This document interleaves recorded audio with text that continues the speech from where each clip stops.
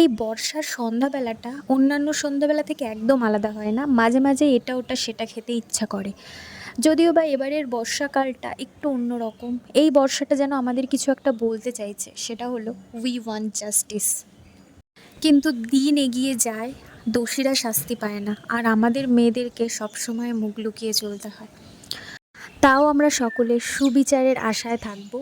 তো এরকমই এক বর্ষার সন্ধ্যায় আমি বানিয়ে নিয়েছিলাম মুচমুচে গজা। সবার প্রথমে একটা বাটিতে 2 কাপ ময়দা নিয়ে নিতে হবে।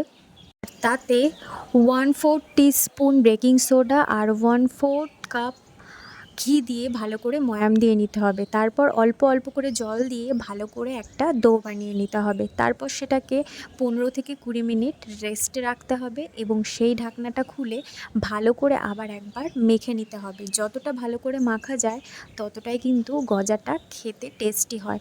এরপরে আমাদের একটু মোটা করে এটাকে বেলে নিতে হবে। আমি তোমাদেরকে বেলাটা দেখিয়ে দিচ্ছি, ধারগুলো ঠিক এমন ধরনেরই মোটা হবে।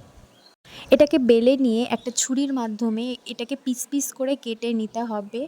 প্রত্যেকটা শেপ অনেকটা এমনই হবে, তোমরা চাইলে এর থেকে ছোট বড় করতেই পারো।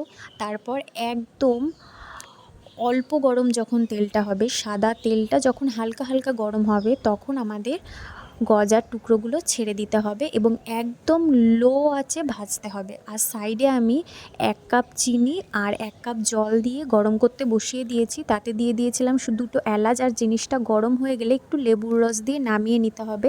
এটার ঘনত্বটা আমি একটু দেখিয়ে দিচ্ছি, এটার ঘনত্বটা এরকম হবে, ঠান্ডা হয়ে গেলে এটা আরও ঘন হয়ে যাবে।